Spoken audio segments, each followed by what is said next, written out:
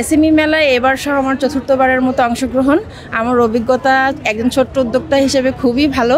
আমাদের শঙ্খ, ঝিনুক, কাঁসা, পিতল এগুলো আমাদের পরম্পরা। আমার উদ্যোগের নাম মুয়াজেজ কালেকশন। ঢাকার উত্তরা থেকে আমি কাজ করছি। আমার পণ্য হচ্ছে হাতের তৈরি সমস্ত ধরনের গয়না, তবে দেশীয় পণ্য ম্যাটেরিয়াল ব্যবহার করে চেষ্টা করি পণ্য তৈরি করার।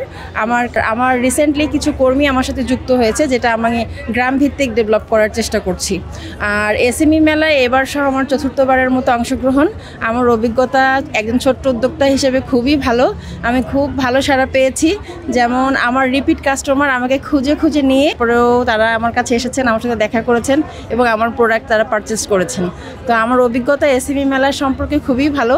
আমি সারা বছর অপেক্ষা করি যে বছর শেষে আমি এই এসএমই মেলা করতে চাই।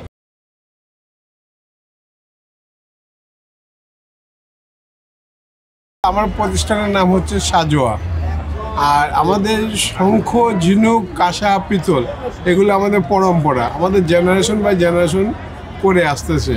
তাই এই শিল্প দিন দিন দাম বেড়ে যাওয়ার কারণে এখন একরকম শিল্পটা ধ্বংসের দিকে চলে যাচ্ছে।